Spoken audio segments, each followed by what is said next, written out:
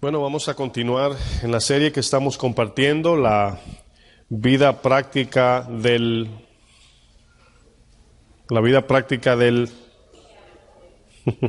¿Están aquí?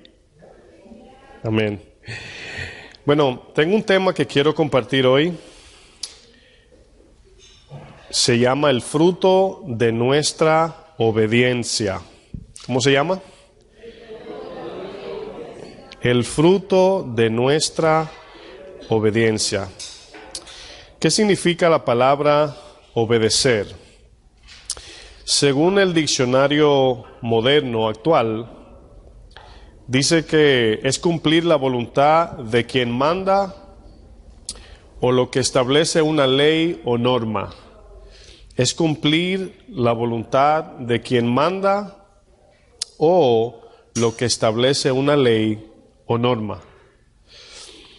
Hay palabras que se pueden utilizar, son sinónimos de obediencia.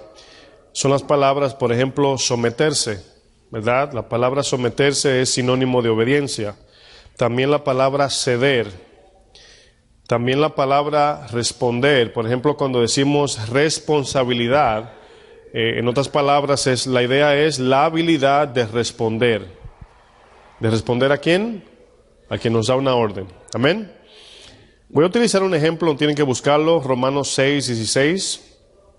Fíjense lo que dice este texto, muy importante. Dice, ¿no sabéis? Eso es un patrón de Pablo cuando sus cartas siempre hace esta pregunta tipo ironía. Dice, ¿no sabéis que si os sometéis a alguien como esclavos para obedecerle, sois esclavos de aquel a quien obedecéis? Y luego dice, sea del pecado para muerte, o sea, de la obediencia para justicia. En este texto que yo acabo de leer, nos da a entender la palabra del Señor de que no hay 3, 4 o 5 opciones a obedecer. Si no obedecemos a Dios, obedecemos al mundo. Si no obedecemos a las cosas de la palabra de Dios, las cosas de la justicia de Dios, estamos obedeciendo a la carne. La carne, Satanás y el mundo es lo mismo, de cierto modo, ¿verdad? Quiero que me acompañen a Hebreos 5. Vamos a ver un ejemplo acerca de la obediencia.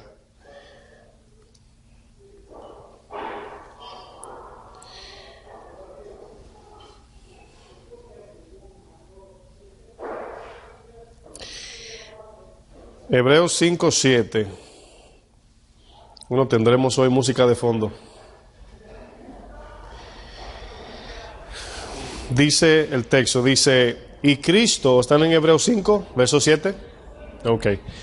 Voy a subir el volumen porque no sé si le está... Y los que le molesta un poco se pueden adelantar un poquito la silla adelante. Porque parece que no hay progreso con eso ahí atrás. Bueno, dice, y Cristo, en los días de su carne, ofreciendo ruegos y súplicas con gran clamor y lágrimas al que le podía librar de la muerte, fue oído a causa de su temor reverente. Fíjense lo que dice el 8. Y aunque era hijo, por lo que padeció, aprendió, ¿qué dice? Obediencia. Ahora, miren qué cosa de que Dios, el creador del universo, se sometió a ser un hombre 100% y vino por el vientre de una virgen y pasó todo lo que un ser humano puede pasar. Sufrimiento, aprendió a hablar. ¿Se imaginan José y María enseñando al Señor a hablar?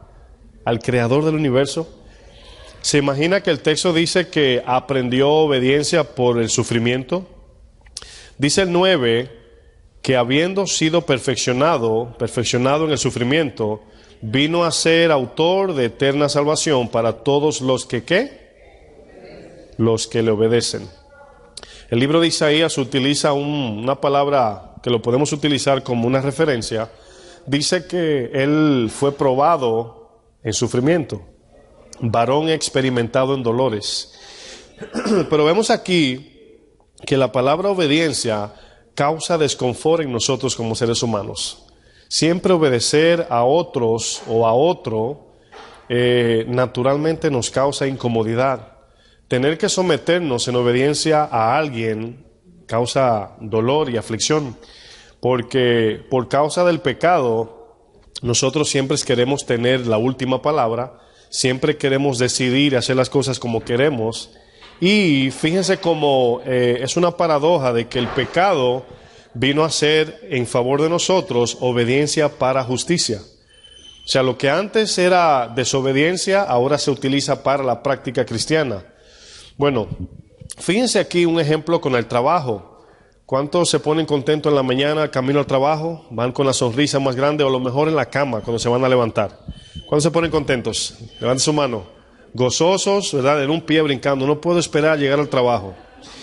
Bueno, no solamente es una batalla levantarse a trabajar, sino también es una batalla lidiar con el empleado, el compañero, el jefe. ¿Cuántos tienen jefes duros? ¿Cómo es posible que el que levantó la mano y dijo que se ponía contento al trabajar también dice que tiene jefe duro? Bueno, hay una contradicción ahí, porque solamente pensar que nos vamos a encontrar con esa persona que me hace la vida imposible y que tengo que hacer lo que esa persona me dice es suficiente, ¿verdad?, para salir corriendo. Bueno, aquí vemos que la dificultad de obedecer siempre tiene que ver con el miedo, ¿verdad?, la desconfianza. Cuando alguien te dice, haz esto, en tu mente tú estás pensando que tú o yo tenemos una mejor solución. Y por eso es que someterse en obediencia a algo, siempre estamos en sobreprotección, en autoprotección. Cuando te dicen, haz esto, siempre decimos, no, es que yo pienso que por aquí es mejor. Ahora, eso es natural acerca de... ¿sí? No, dime, no importa. Oh, que me pegue más el micrófono. Ok, gracias. Mi esposa me está haciendo señas, ella es mi guía. No, está bien, no hay problema. Me puede decir porque yo no me oigo, no tengo monitor. ¿Dónde estaba? Bueno, en la desconfianza, ¿verdad? No es necesario porque yo sé que están haciendo bulla ahí atrás. La obediencia, ¿verdad? Para no perder el hilo, la desobediencia, perdón, tiene que ver con la desconfianza de nosotros no confiar en aquel que me dice, ¿verdad?, que haga tal o cual cosa. Al punto donde iba, que casi pierdo el hilo, era que con Dios no debemos de sentirnos así. Cuando Dios nos manda a obedecer, mi pregunta es la misma de siempre. ¿Es Dios digno de confianza? ¿De toda confianza? Ahora, pregúntese usted a sí mismo, ¿por qué no me someto? Esa es la pregunta, ¿verdad?, a hacer. Bueno, la fe, por ejemplo, se caracteriza por la obediencia. Hemos escuchado por muchos años, yo no sé si usted tiene 15, 5, 10, 20 años en el Evangelio, pero el mensaje que escuchamos antes era, pórtate bien para que seas buen cristiano. Ese era el mensaje, ¿verdad?, que escuchábamos. Pero la fe se caracteriza por la obediencia a lo que Dios dice, a su palabra. No solamente hacer cosas buenas, sino fe en su palabra. Dice la misma palabra que la fe viene ¿por dónde? Por el oír. Incluso Santiago 2 dice que la fe sin obras o la fe sin obediencia es fe muerta. Yo quiero que usted trate de cambiar, porque yo sé que nos programan de una manera u otra. No es cristiano, no nos hace cristiano el nacer de nuevo. Yo sé que sí, pero lo que me refiero es a la evidencia diaria de lo que nos hace ser cristianos es la obediencia. Juan está lleno de la palabrita, en esto sabemos que somos hijos de Dios. Entonces, no, eso nos lleva a ser humildes, a no jactarnos de que ya estamos del lado de Dios, sino que ahora al estar del lado de Dios, si lo queremos ver así, debemos de andar en obediencia. Yo le voy a hacer una pregunta, quiero ser muy cuidadoso con la pregunta que voy a hacer, pero lo voy a poner a pensar y no lo tomen como de mí hacia usted, sino simplemente una ilustración voy a hacer, porque puede sonar ofensivo de alguna manera, ¿ok? Es un ejemplo. ¿Sí están conmigo? Ok. Antes de hacer el ejemplo, pensemos en cuántas cosas vemos que nos dan temor o miedo o nos aleja, porque quizás vemos que es satánico o es del diablo. Vamos a pensar en eso. Ahora yo hago una pregunta. ¿Quién de los que están aquí se atrevería a leer, no sé si decirlo muy alto, la Biblia satánica? ¿Quién se atrevería a leerla? Ahora, a muchos quizás digan, no, me da igual, en el sentido de no me interesa. Otros dicen, ay no, me da miedo, ¿verdad? Pero le voy a decir algo. ¿Usted sabía que hay una Biblia satánica? ¿Sí lo sabían? Una iglesia satánica y ayunan y hacen todo. Ok. ¿Sabe bajo qué pensamiento está escrita la Biblia satánica? En inglés hay un dicho de su pensamiento que se dice, do what thou you will. Es una palabra en inglés que quiere decir, haz lo que quieras. Ahora, cuando nosotros no hacemos lo que Dios nos manda, ¿qué estamos haciendo? Lo que queremos. Ahora, yo quiero ser muy cuidadoso porque la Biblia es lo que dice eso, lo vamos a ver. Cuando yo no obedezco a Dios, no estoy operando en luz, no estoy siendo hijo de Dios en ese momento. Y pensaríamos, pero yo nací de nuevo y me bauticé y voy a la iglesia. La Biblia dice entera, si vemos el contexto, que aquel que es hijo de Dios debe de andar como Cristo andó. Eso es lo que dice la palabra. Debe practicar justicia. Por ejemplo, ¿qué significa o qué nos identifica como hijos de Dios? ¿Lo que decimos que somos o lo que somos y hacemos? Lo que somos y hacemos. Por ejemplo, un ejemplo voy a usar. Vamos a Juan 8. Acompáñeme a Juan 8, 44. Voy a usar esos ejemplos para que nos dé temor, porque yo también siento temor cuando yo veo esos textos. Juan 8, 44.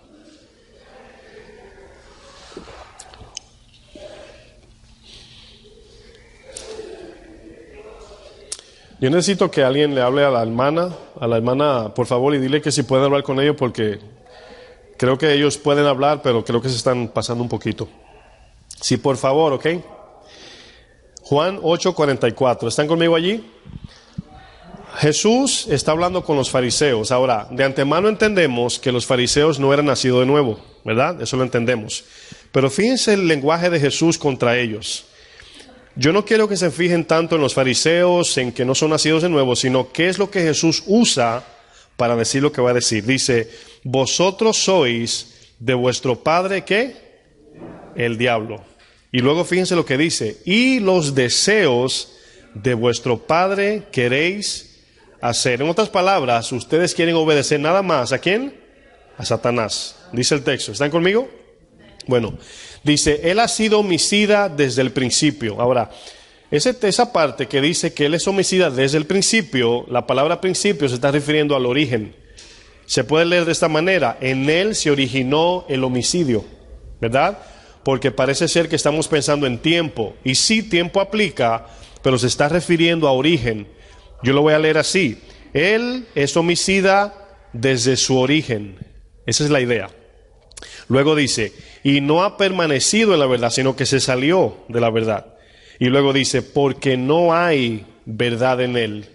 Cuando habla mentira, ahora, Jesús está definiendo la naturaleza de Satanás, que es la que ellos están demostrando. Le dice, de suyo habla, porque es mentiroso y padre. Entonces, cada vez que usted y yo me incluyo, hablamos mentira, ¿qué estamos haciendo? ¿De quién estamos siendo hijos? Es duro decirlo, pero esto como que contradice, porque usted dice, pero ¿cómo es eso de que yo cristiano, de momento soy hijo de Dios o hijo del diablo? Bueno, vamos a leer lo que dice la Biblia. Vamos a Primera de Juan 3. Vamos a ver otro ejemplo.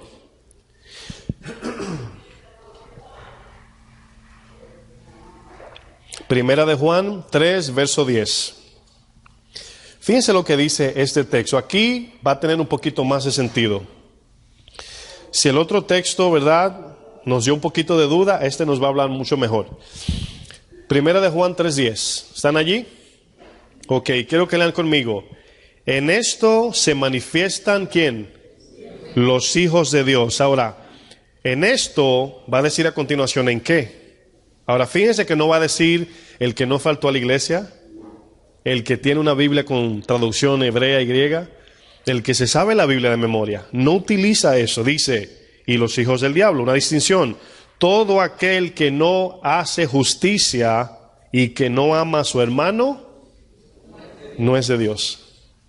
Ahora bien, qué bueno por estos textos. ¿Saben por qué? Porque esto es lo que nos alerta a hacer lo que tenemos que hacer, cada uno de nosotros. Si este texto no estuviera en la Biblia, estuviéramos comoditos, tranquilos, ¿verdad? Bueno, si no doy mucho fruto, total, yo lo que quiero es ir a la eternidad. Pero hemos estado estudiando los últimos días, meses, semanas, de que la obra de justicia, una vez salvo, está ligada a la salvación. Jesucristo dice en Mateo 7, no todo el que me dice, Señor, Señor, entrará. ¿Entrar qué es? Salvación. Sino el que hace la voluntad de mi Padre. Ahí acaba de decir, no es el que dice, gloria a Dios, aleluya, perdón, amén, sino el que hace la voluntad de Dios. Fíjense lo que dice Mateo 7, 17, si me quiere acompañar. Mateo 7, 17.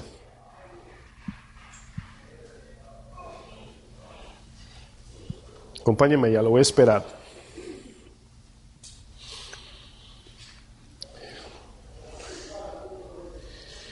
Créanme que la misma presión que usted siente con esos textos, yo también. O sea, es para todos. Y es algo que nos debe poner a temblar. Por eso el Señor dice, pero miraré al que tiembla mi palabra. Cuando vemos esos textos debemos de temblar. Fíjense lo que dice Mateo 7, 17. Dice, así todo buen árbol que da buen fruto. Aquí está hablando de naturaleza y evidencia. Pero el árbol malo da malos frutos. Ahora, yo quiero que noten lo que está diciendo el texto. Usted quizás piense que el árbol aquí se está refiriendo a un no creyente. El árbol malo aquí no es un creyente, el árbol malo aquí es Satanás. Y el árbol bueno, ¿quién me ayuda? Dios, en este caso Cristo podemos decir. Porque Juan 15 nos usa como ejemplo como pámpanos, no árboles. Porque el árbol produce, nosotros no. Ni bueno ni malo producimos. Pero por ser caídos, estamos inclinados en corrupción a Satanás, al mundo y la carne. Entonces, aquí el árbol bueno y malo se está refiriendo a Dios y a Satanás, ¿verdad? Vamos a ver. Antes de seguir, quiero ponerlo a pensar un poco.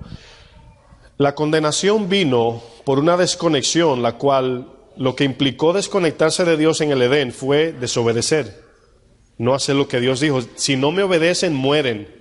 Se conectaron al árbol malo. Ahora, conectarnos al árbol malo es una consecuencia de una desconexión. No hay que desconectarse y conectarse. En el momento que nos separamos de Dios, estamos expuestos al pecado. Ese es el instante, en el momento. Es como usted, o sea, usted no tiene que desconectar la luz, la electricidad para apagar un bombillo. ¿Sí me entienden, verdad? O sea, sí necesita electricidad para prenderlo, pero para apagarlo no necesita nada. Una lámpara apagada no necesita nada, solamente desconectarse. Entonces vemos aquí, el texto claramente, verso 18, dice, no puede, diga conmigo, no podemos. No podemos o no puede el buen árbol dar malos frutos. O sea, no puede uno que dice que es de Dios dar malos frutos. Ahora, no estamos hablando de no pecar. Estamos hablando de nuestro patrón y estilo de vida. ¿Sí me entendieron, verdad? Porque todavía estando en el mundo y nuestra condición caída nos lleva a fallar y a pecar. Fíjense lo que dice. Más adelante, ni el árbol malo, o sea, Satanás no puede dar buenos frutos. Dice, todo árbol que no da buen fruto es cortado y echado en el fuego. Y aquí entra en la metáfora refiriéndose a los creyentes. Fíjense lo que dice, así que por sus frutos los conoceréis. Ahora bien, cuando Jesús habla de esto, le está hablando aquí en el Sermón del Monte. Está dando una predicación aquí a los fariseos, a todos. Imagínense lo que ellos estaban pensando. Pero leímos Juan 8, donde el Señor le habló directamente. Ustedes quieren hacer los deseos de su Padre. Ahora bien, quiero que piensen en esto. Nosotros le llamamos satánico cuando vemos a alguien vestido de negro con las cejas negras y el pelo negro y todo negro, ¿verdad? Y una camiseta roja. Le llamamos satánico cuando alguien tiene una camiseta con un león comiéndose a otra gente. Le llamamos satánico cuando se le pone la cruz a boca abajo. Le llamamos satánico a todo eso. Y a lo mejor lo es, a lo mejor. Pero el Señor, cuando habla de lo que es del diablo, no se está refiriendo a todas esas cosas místicas que usted y yo pensamos, sino a la desobediencia. Simplemente. El desobedecer nos hace igual que un hijo de Satanás, por así decir. Igualito. ¿Por qué? Porque la razón por qué fuimos salvos no tenía únicamente que ver con nosotros. Cada vez que alguien es salvado, es con el fin de seguir salvando a otro. Cuando el Señor discipulaba, era discipulando para que discipule a otro. O sea, nunca Dios da algo para el hermano Miguel solo, la hermana Dori sola, sino que lo que nos da es para que todos tengan. Si Dios me da a mí un plato de comida y estamos juntos, a como quepamos. Esa es la idea de Dios. Cuando Dios reprendió a Israel, le habló fuerte porque se olvidaron de la viuda, se olvidaron de los pobres, apresaban, o sea, abusaban de los débiles, ¿verdad? Y a Dios le molesta porque la naturaleza de Dios es amor. Y el amor, el guardaespaldas del amor es la justicia. ¿Sí sabían eso? Donde no hay justicia no hay amor, y sin amor tampoco hay justicia. Si usted ve que alguien le da un golpe a un familiar suyo, usted reacciona en justicia. Y es natural, o sea, vemos que la naturaleza del Señor debe manifestarse a través de los creyentes. O sea, yo como pastor no quiero que duremos en esto que siempre hacemos toda la vida, recibiendo palabra, voy a la casa, vengo a la iglesia, sino esto debe de llevar un fruto. El aprendizaje debe salir allá afuera, aplicarlo en los trabajos, en las casas, en las familias, para que vengan también a conocer al Señor. El fin de la predicación tiene doble sentido: cambiarme a mí para que yo bendiga a los demás. Y la gente ve ese cambio en nosotros. Vamos a Juan 15, a ver un ejemplo. Muchos no creen a Cristo, al Evangelio, por culpa de nosotros, la iglesia. Porque la gente, habíamos estudiado el miércoles pasado, que nosotros oímos el Evangelio, pero el mundo lo ve, ¿verdad? Bueno, fíjense lo que dice. Vamos a desarrollar Juan 15, verso 1. Dice Jesús aquí. Ahora, desde el verso 14, 15, 16 y 17 hay una conexión acerca del Señor ya casi yéndose, ¿verdad? Dice: yo soy la vid, ¿qué dice? Verdadera, y mi Padre es el labrador. Bueno, aquí vemos que Jesús nos dice que Él es la verdadera vida. Solamente en Jesús encontramos verdadera vida. No es cierto que las predicaciones que escuchamos hoy tienen que ver acerca de nuestra necesidad y nuestra sed, tienen que ver con métodos. Hagan esto, no sé cuántos miles de métodos en las iglesias hay, y el único que puede saciar nuestra sed interna, nuestro ser, es Cristo. Por eso dijo tantas veces en Juan: yo soy. Cuando usted busca algo que necesita, el Señor dice: yo soy. Cuando usted dice: ¿quién me va a salvar? No es el Chapulín Colorado, es Cristo. Por eso Él decía: yo soy. Por eso vemos que hoy en día, por ejemplo, utilizan Jehová Jireh, y se refieren a eso como Jehová Jireh, el que suple dinero. Y no se está refiriendo directamente a eso, se está refiriendo a saciarnos espiritualmente, a llenar ese vacío que ningún dinero, ni fama, ni nada lo llena.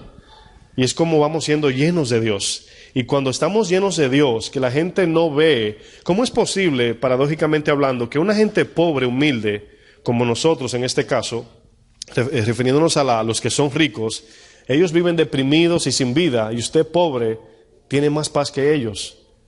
Ellos lo ven eso, ellos lo ven. ¿Sabe quién es que cuando el Señor, siempre me acuerdo de la ilustración de los millonarios que siempre le dan trabajo a las mujeres, a las ¿cómo se le llama? Las sirvientas, ¿verdad? Y yo siempre digo Dolores, siempre se llama Dolores la que trabaja en la casa, ¿verdad? Pero esa Dolores conoce a Cristo. Y ahí ve ella el millonario con su esposa matándose, casi a punto de divorciarse. Y Dolores orando por ellos. No, ya yo le he predicado el Evangelio. Hasta un día que la dueña de la mansión le dice: Dolores, ¿verdad? Necesito de tu Dios hoy. Y Dios así usa al pobre para hablarle al rico, como también es rico al pobre. O sea, cuando también dice Pablo a Timoteo: dile a los ricos que no se envanezcan, que sean humildes. Cuando nosotros... sí o no, es impactante cuando vemos un millonario humilde, ¿verdad? Que eso impacta, dice: wow, que esa persona es bien humilde y tiene mucho dinero. Porque es difícil, porque el rico depende de su dinero y su fortuna. Fíjense lo que dice el verso 2. Es importante entender eso. Dice: todo pámpano que en mí no lleva, ¿qué dice? Fruto lo quitará.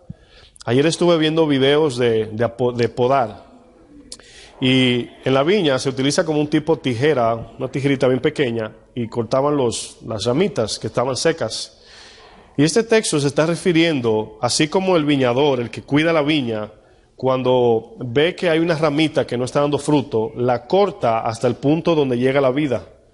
Todo lo que está seco lo corta. A veces está seco completo la rama, refiriéndose al cristiano que no da fruto, que no vive para Dios. Y viene allí, ¿quién es el que corta la rama aquí? Si ustedes ven el verso 1, ¿quién es el labrador? El Padre. El Hijo está en medio del Padre y nosotros abogando. ¿Se acuerdan cuando el Señor dijo, y este árbol que hace en la tierra, mal usándola? ¿Y quién se metió en el medio? Jesús. Dijo, Señor, dame un año más, yo la voy a abonar a ver qué pasa. Entonces, fíjate cómo el Padre nos exige fruto. Si el Señor te ve haciendo nada, ociosamente, espiritualmente hablando, y claro, trabajando, o sin hacer nada, no le gusta. Es pecado deliberado no trabajar. Y el texto claramente dice, todo pámpano que en mí no lleva fruto lo quitará, y todo aquel que lleva fruto lo limpiará. La palabra limpiar es podar, aquí es diferente. No sé, ¿quién sabe podar aquí? ¿Nadie? No, ok. Yo sé un poquito, pero por YouTube aprendí. Bueno, vamos a pensar en esto. Quiero que el hermano Miguel me ayude a repartir unas hojas. Dele una a cada uno. Ojalá alcance, no sé cuánto hay. En esa hoja hay una imagen que hice. Quiero que usted la mire. No quiero que se entretengan mucho en la lectura, que lo vamos a estudiar al final, pero miren la imagen. Esa imagen que yo le voy a compartir nos explica claramente la imposibilidad de nosotros llevar fruto o agradar a Dios sin estar conectado a la vid. Imposible.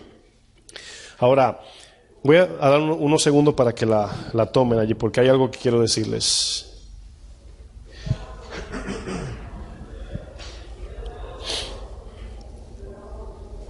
$1 cada una, Miguel. Ustedes se ríen, pero hay iglesias que son así, todo es cobrado. Ahí estuviera mi cena ya. $25. Bueno, a los que ya la tienen, van a notar, lo amarillo es la savia, ¿verdad? Mi esposa y yo nos acordamos de antes, veíamos los árboles llorando. ¿Quién ha visto un árbol que decía, está llorando? Eso no es llorando, esa es la savia. Lo que pasa es que en el momento que si rompemos una rama, un pámpano, sigue botando savia. Eso tiene una ilustración muy buena porque, ¿se acuerdan cuando Jesús dijo, mi Padre hasta hoy trabaja? ¿Quién ha escuchado ese texto?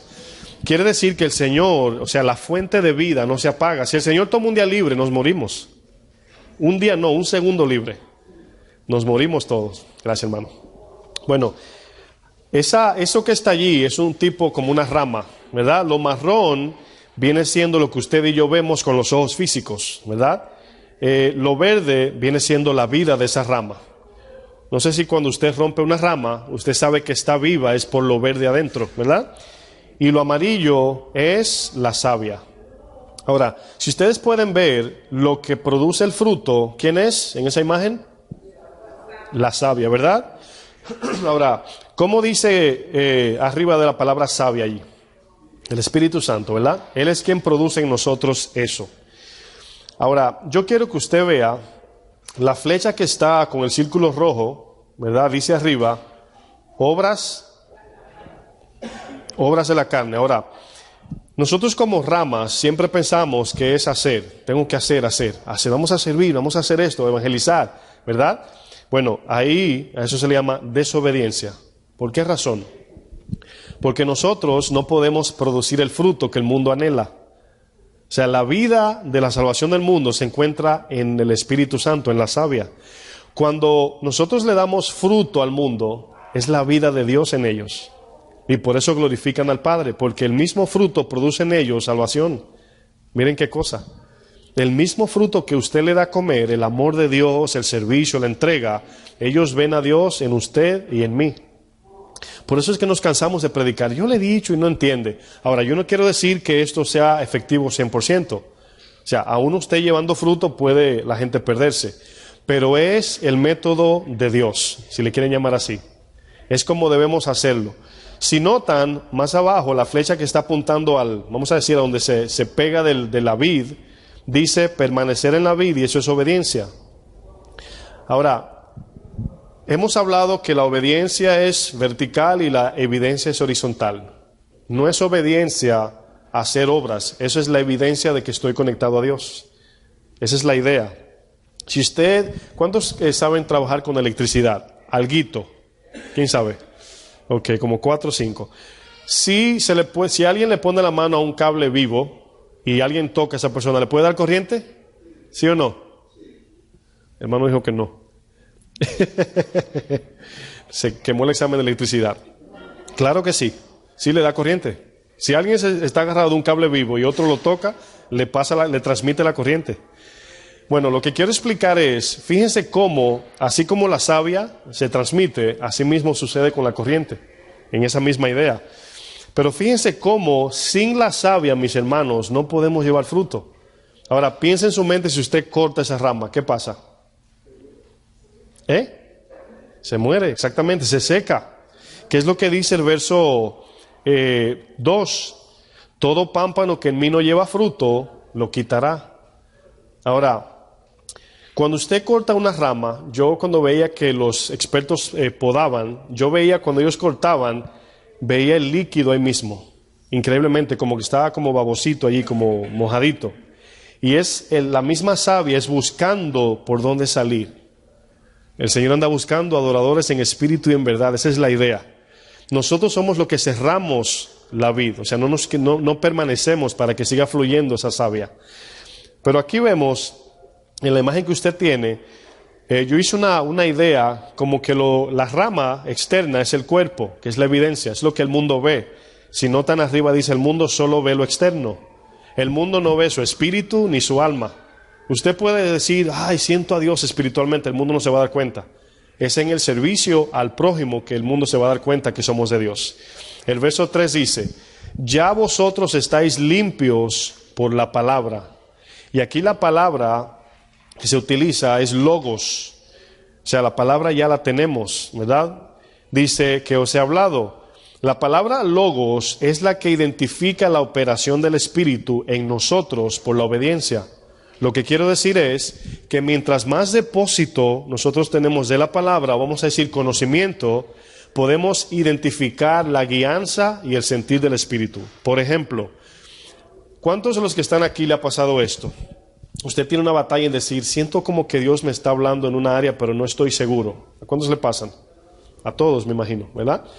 Bueno, mientras más usted conoce la palabra, más fácil es discernir. Pero conocer la palabra allí no es en el estudio, sino en la práctica. Esa es la diferencia. Mientras más conoce la palabra en experiencia, no en conocimiento. Cuando Dios le dice que haga algo, usted va a relacionar esa voz con lo que usted ha vivido por la palabra. Eso es lo mismo como cuando un familiar te dice que haga algo, tú tienes que haber convivido con esa persona para ver si la persona es capaz o no de hacer eso que te pidió. Te dice, mira, dice tu tía, un desconocido, tu tía es fulana, sí, ella me mandó a decirte que hiciera tal o cual cosa, ¿verdad? Si tú la conoces bien, tú vas a decir, oh sí, esa es mi tía, yo la conozco, porque has convivido. Pero si es algo indebido, que tú sabes que tu tía no lo haría, si la conoces bien, tú vas a decir, mi tía nunca he visto a mi tía hacer eso, o no creo que fue ella. ¿Por qué? Porque yo la conozco. Entonces, cuando el Espíritu te habla, que te impulsa a obedecer en algo, ese sentir que decimos a veces, yo siento que Dios me habló, tiene que ir conectado al Logos, la palabra de Dios, la Biblia. Ahora, ¿notan lo importante que es estudiar la palabra? Porque cuando Dios te hable con el rema, ¿de dónde va a tomar para darte rema? Es del Logos. Pero si no tenemos Logos, ¿qué rema ni qué romi? Nada. Nos vamos a quedar vacío. Y Dios nos habla y nosotros ahí como zombies, porque no hay Logos. El lenguaje de Dios, por así decir, es el Logos. Verso 4. Y aquí viene la palabra permaneced. Aquí la palabra permaneced, yo usaba un ejemplo con mi esposa bien, a mí me ayuda a verlo así. La Biblia utiliza el verbo guardar. El que guarda mi palabra, ese es el que me ama, ¿verdad? Bueno, guardar se está refiriendo, imagínese, por ejemplo, a las damas que acaban de tener un bebé. Y el bebé tiene 4 días de nacido, ¿verdad? Y su esposo llega con una pelota de playa y le dice así, mi amor, apara. ¿Qué tú haces para parar la pelota? Las damas, ¿qué harían? Si tienen un bebé cargado y le tiran una pelota de playa, ¿qué hace? ¿Cómo? ¿La espalda? No la para, ¿verdad? O sea, para poder aparar la pelota, ¿qué hay que hacer? hay que dejar caer el bebé. O sea, esa es la idea. Pero no vamos a dejar caer el bebé por una pelota vana, sino que le damos con el codo, le decimos no la tire, o sea, yo no voy a soltar el bebé. Estoy utilizando ese ejemplo para pensar la palabra en nuestro corazón y en nuestra mente. Asimismo, cuando tenemos el mensaje de Dios en nuestro corazón, vienen pensamientos. Y ahí te dice el enemigo, para. ¿Sí lo entendieron? Tienes que sacar lo que hay en tu cofre para permitir que entre lo otro. Entonces, si guardas la palabra, no vas a permitir otro pensamiento. Y Santiago dice, desechando toda inmundicia de la mente. Y así es que podemos retener la palabra para que a su tiempo dé fruto. El problema es que muchos de nosotros queremos fruto mañana. El agricultor, dice Santiago 5:7, que no es impaciente, sino que es paciente, esperando la lluvia tardía o la temprana. Bueno, aquí vemos que esta palabra permanecer es conformarnos a sus palabras, que es el logos, para producir fruto cuando venga el rema de Dios en cada necesidad que se presente.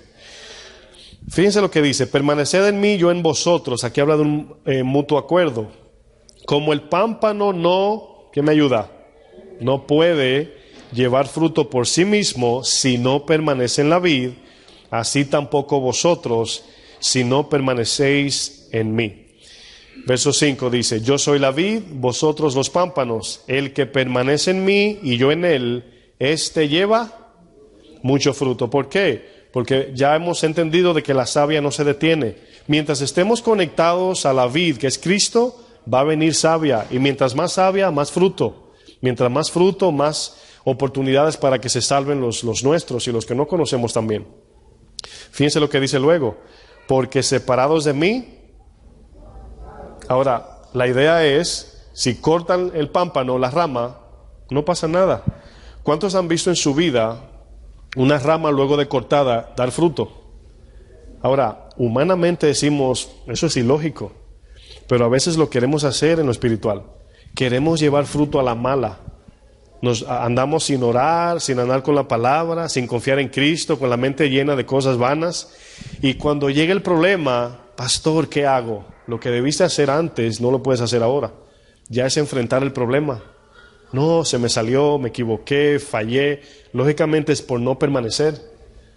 A veces pensamos que debemos esperar el problema y luego orar para que Dios nos saque. Y la Biblia nunca dice eso. Dice, velad y orad para que no entréis en la tentación. Entonces luego podemos atravesar los problemas de la vida. El verso 6 dice, el que en mí no permanece. Ahora bien, cuando hace esa Señor hablando aquí en esta parte, ¿se está refiriendo a cristianos o a no cristianos?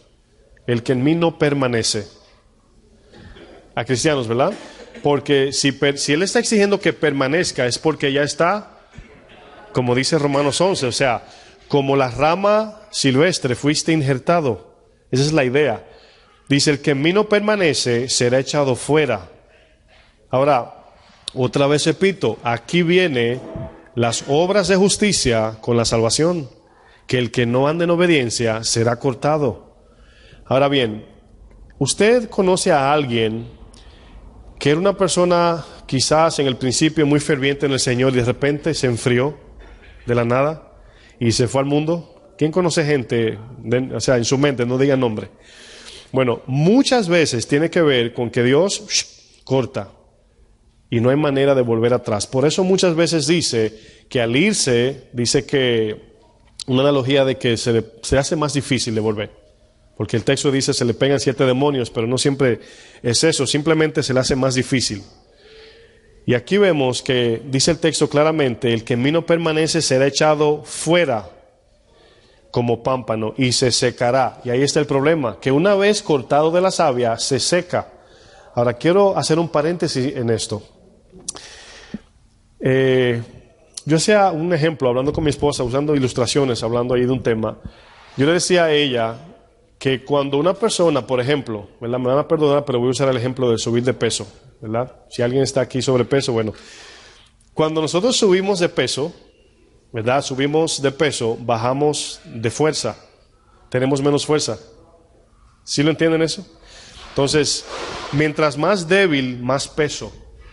Algo que antes pesaba 50 libras, todos entendemos que 50 libras son 50 libras. Pero cuando usted sube de peso, se hace más débil.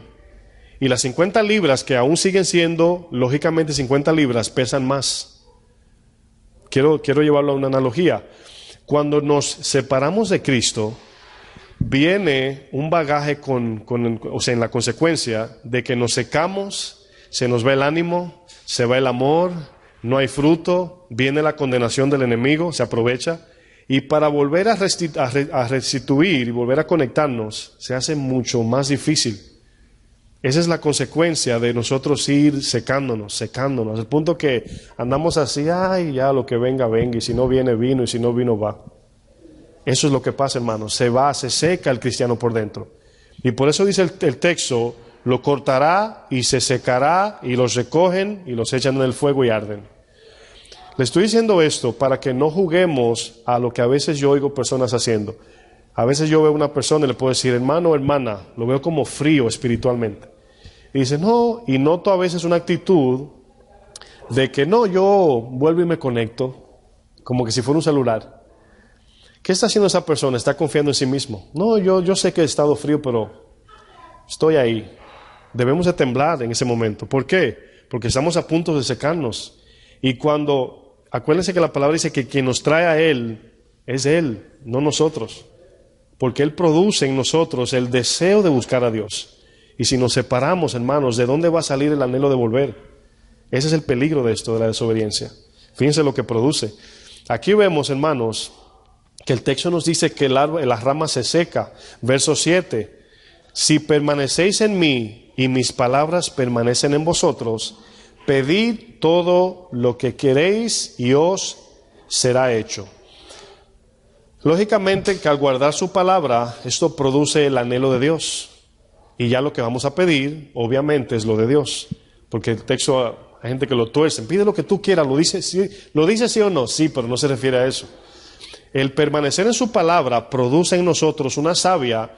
Y cuando la rama pide, ¿qué pide? ¿Quién me ayuda? ¿Qué es lo único que pide la rama? Fruto, nada más. Una rama no ve televisión ni quiere un carro. Su naturaleza va a pedir de donde está conectada. Fruto. Y ahí es donde vamos a recibir el fruto. Aquí vemos que al guardar su palabra produce anhelo de Dios y obediencia. Ahora, ¿usted cree que la obediencia viene de nosotros, la iniciativa, o Dios nos impulsa a obedecer? Quiero saber cuál es su concepto. ¿Dios nos impulsa a obedecer o usted y yo tenemos que obedecer? ¿Cómo? Exacto, la palabra sí dice, Él pone el querer como el hacer. O sea, no el querer y el hacer, el querer como el hacer. Es un anhelo santo de hacer las cosas de Dios. Ahora, eso nos deja entender algo, hermanos, que debemos de ser humildes. ¿Por qué? Porque ni aún el querer a Dios viene de nosotros. Lógicamente, cuando Dios nos presenta su plan de salvación, lo recibimos, pero el Espíritu produce el querer. Dice el texto, la semilla trae dentro el deseo, el querer, y nosotros ponemos el obedecer.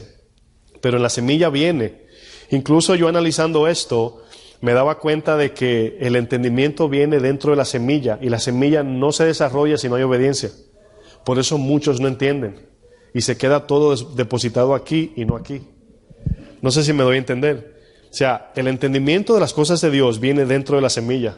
Muchos dicen, quiero entender para luego obedecer. Es que viene dentro de la semilla el entendimiento. Y al obedecer es que entendemos. Bueno, volviendo al ejemplo de la hojita que le compartí, arriba hay una pregunta que dice, ¿cómo funciona la rama que permanece en la vid? Bueno, hemos visto algunos puntos. Si ustedes notan, abajo hay una lista donde dice, en la savia viene, ¿verdad? El deseo puro, ahí hay unos textos referentes. El número 2 no es Mateo 13:24, es Mateo 13:23. Me equivoqué con ese número. Mateo 13:23. Bueno, la savia, como una ilustración que vi muy buena, hacía una explicación de que quien hace la siembra, ¿quién es? ¿Quién siembra? La semilla, ¿quién la siembra? Lo oigo por ahí, pero muy bajito. Dios, exactamente, Dios siembra. Entonces, una vez Dios siembra la semilla, sale el sol, y llueve. Vamos a ponerlo así. En esa ilustración que vi me gustó porque el que hacía la ilustración decía, el sol es el Espíritu Santo que inyecta la vitamina. El agua también es el Espíritu que inyecta lo que necesita, el oxígeno, todo lo que trae el agua, para que la semilla pueda crecer. Y una vez crece la semilla, comienza a darle el sol y con el agua, ambos, allí van formando, se va formando el árbol. Por ejemplo, cuando vemos la ilustración que le compartí, hay 3 capas. La marrón es el cuerpo, la verde simboliza el alma y el espíritu es la savia. Vamos a ponerlo así. Entonces, cuando usted y yo comenzamos a andar en esta vida cristiana, mirando las cosas de este mundo, analizando en el concepto del mundo, ¿verdad? Se nos va el ánimo porque algo pasó en el trabajo. ¿Estamos viviendo para qué? Para la carne. O sea, nuestro concepto de estar bien tiene que ver con el que está afuera y no el que está adentro. Y por eso nos desconectamos. Eso quiere decir desconectarse. Los afanes de este siglo. Cristo quiere, fíjense en Lucas 14, el Señor dice, el que no abandona todo y me sigue no puede. Ahí inicia todo, no puede. ¿Por qué? Porque si el Señor le decía, síganme, y le decía, primero déjame enterrar a mi papá, primero permíteme despedirme.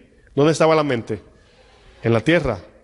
Cuando el Señor envió a sus ángeles a sacar a Lot, alguien se fue de la casa preocupada. ¿Quién fue? La esposa de Lot.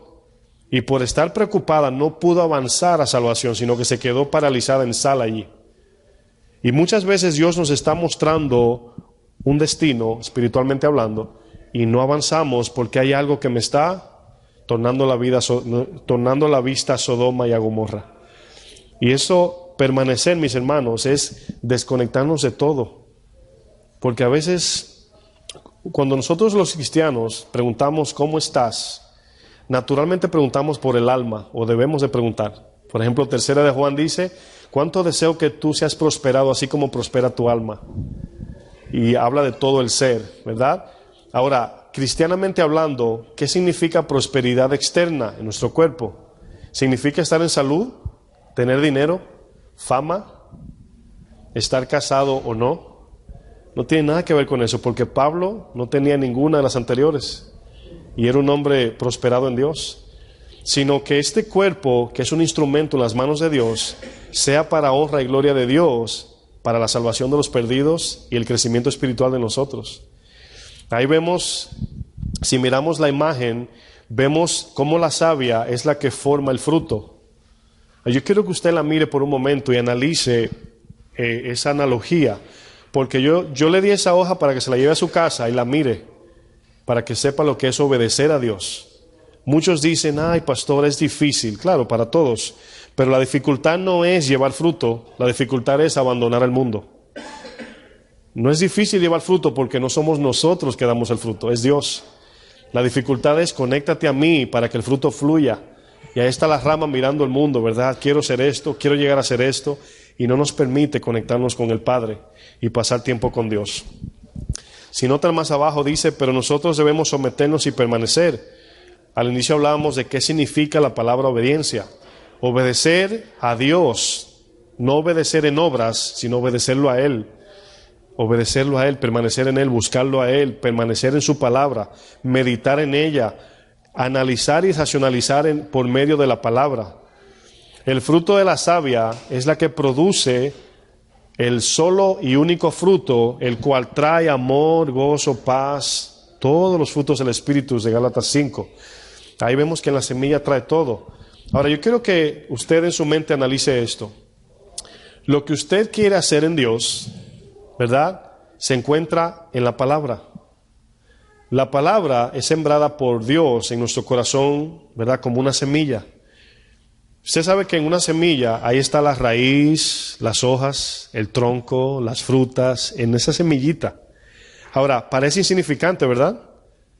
Pero por ejemplo como el árbol de secuoya que tiene 30 pies de ancho el tronco nada más, o sea, de esa columna un poquito más allá, casi el ancho, no, más o menos un poquito menos de ancho. ¿Se imagina el tronco? Y la semilla es así. ¿De dónde salió eso? Porque a veces vemos la Biblia como algo tan simple y tan sencillo Pero el punto no es el libro, el punto es lo que hace Dios por el libro. Entonces, una vez recibimos la semilla, en esa semilla es donde viene todo lo que debemos hacer con el prójimo.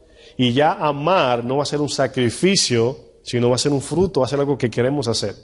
Cuando Dios te dice, perdona a tu hermano, ¿qué es lo primero que hacemos? O sea, actuamos con el hermano inmediatamente. No vamos a Dios a buscar la fuerza, a buscar en su palabra, a depender de Él para que Él dé el fruto del perdón, vamos a decir, o del amor, que es lo que produce perdón. Entonces, fíjense cómo estamos viviendo la vida cristiana en sacrificios humanos. Y podemos criticar personas que viven por obras, pero sin querer podemos nosotros también estar viviendo por obras, la cual Dios no aprueba, porque es imposible agradar a Dios sin estar conectados, que es la fe. Podemos ver en 2 de Timoteo 3:16, si me acompañan. Estamos acabando ya.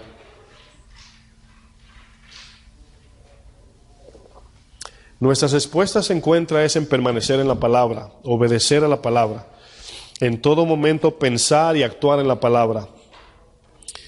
La oración es algo que se torna difícil para muchos y es lógico, porque siempre las batallas espirituales se encuentran en la oración, porque es allí donde tu cuerpo te pide descanso en vez de sacrificio.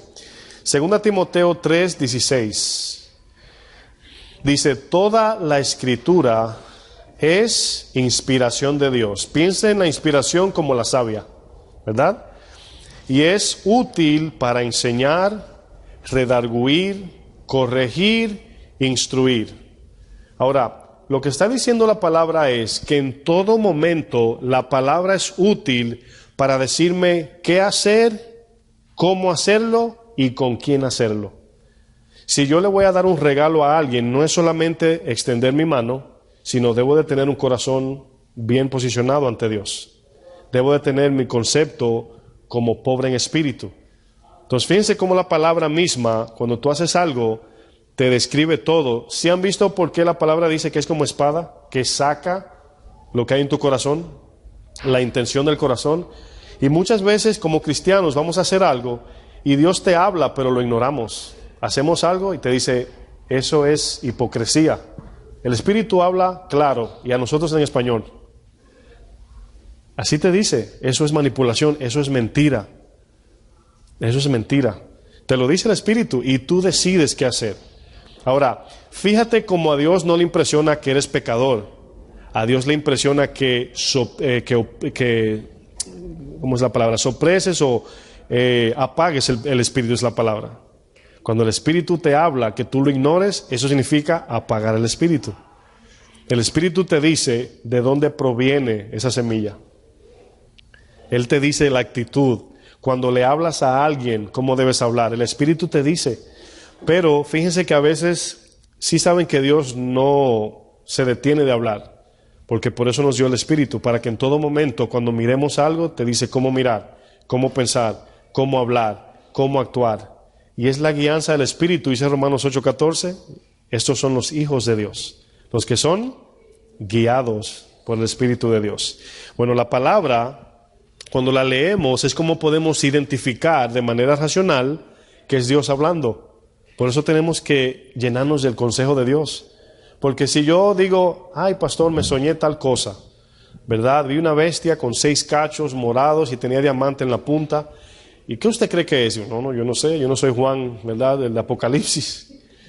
Pero eso es místico, eso es algo que uno dice, Señor, muéstramelo tú. Pero en esas cosas que también místicas suceden, debemos permanecer en ella. Porque hoy en día se oye mucho, ¿verdad? Que Dios me mostró algo y no tiene nada que ver con la palabra.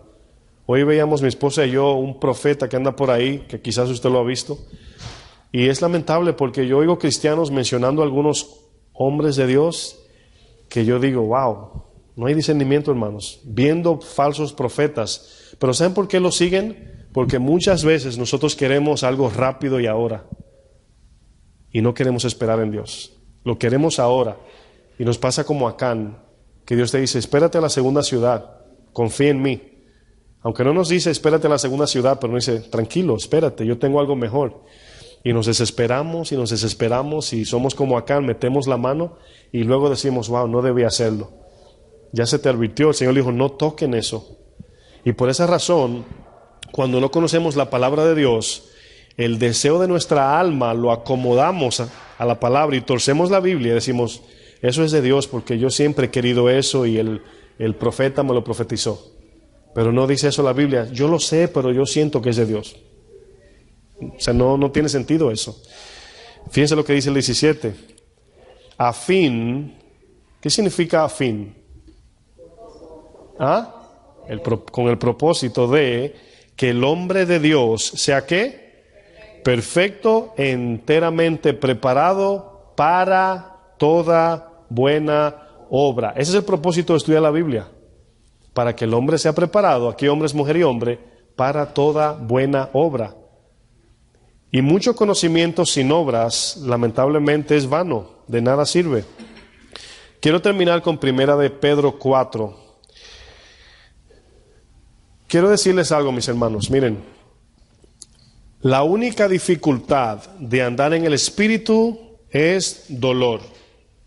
Diga conmigo, dolor. Es lo único que se antepone a la obediencia, el dolor. Ese texto que vamos a leer no estaba en el libreto, pero cabe. Fíjense lo que dice el capítulo 4, versículo 1. Le quiero hacer una pregunta antes de leer eso. Cuando usted tiene un deseo humano, no pecaminoso, pero humano, pero a la vez usted sabe que no lo debe hacer. No me refiero a ningún pecado. Por ejemplo, puede ser hasta comer algo, que usted sabe que el doctor le dijo que no. Pero usted tiene deseo, ¿verdad? De eso. ¿Duele el decir que no?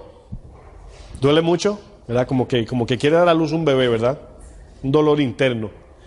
Bueno, ¿por qué estoy haciendo este ejemplo? Porque el obedecer a Dios es padecer en la carne.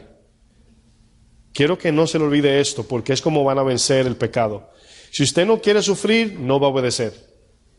Fuimos llamados a sufrir. Es uno de los pilares de la vida cristiana, sufrir. Y cuando le predicamos a las personas, no debemos decirle, ay, es que yo he sufrido mucho. Y tú le dices, pero ven a Cristo, que Él te va a ayudar a sufrir más. Fíjense lo que dice el verso 1. Puesto que Cristo ha padecido por nosotros en la ¿qué? En la carne. ¿Por qué sufrió en la carne? ¿Combatiendo con qué?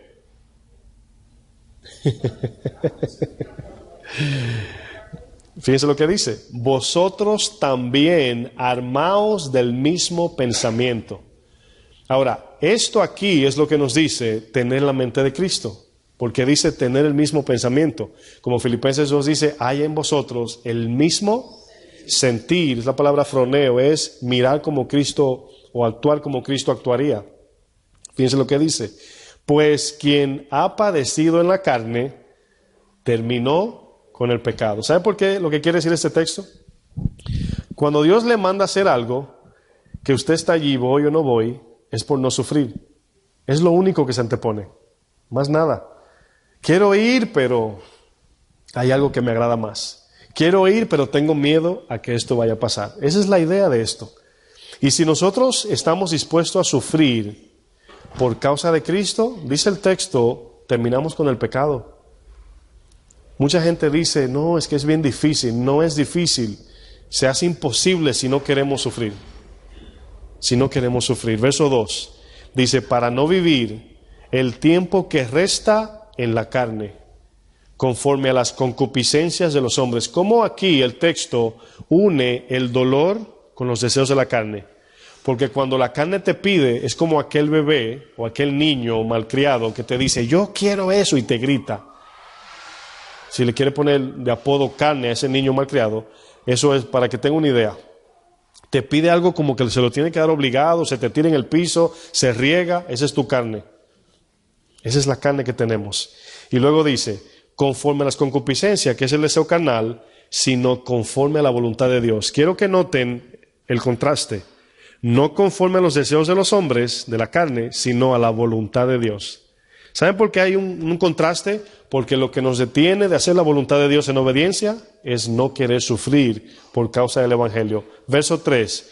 Baste ya el tiempo pasado para haber hecho lo que agrade a los gentiles, andando en lascivias, concupiscencias, embriagueces, orgías, disipación y abominables idolatría.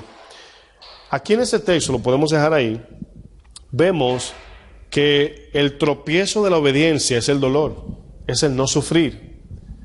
Y todos le corremos a eso. Es cuando tenemos una cita con el médico que te van a poner una inyección, ¿verdad? Te llaman para la cita y dicen, no, dile que voy luego. Y el dentista, ¿verdad? Solamente ves la maquinita en tu cabeza. No queremos sufrir, pero es el sufrimiento que nos forma. Dice que Cristo aprendió obediencia por medio del sufrimiento. Entonces el sufrimiento, hermanos, es lo que contrasta el mundo, porque el mundo no busca sufrimiento. El mundo busca placer. Y cuando el mundo busca placer, irónicamente, está más vacío, más muerto, y nosotros padecemos por Cristo, estamos más contentos y más gozosos. La gente dice, qué raro esto. Esa es la paradoja de la palabra de Dios. Que cuando tú ves a alguien que tiene dinero, le va bien, etcétera, y todavía sigue miserable, como decía Pablo, y tú no tienes lo que ellos tienen, pero tienes el fruto del Espíritu, ellos quieren lo que tú tienes, están dispuestos a darlo todo por eso, y no pueden pagar por eso, porque es gratis. La gracia se recibe por medio de la gracia. Amén. Pónganse de pie, por favor. Vamos a dejarlo hasta ahí.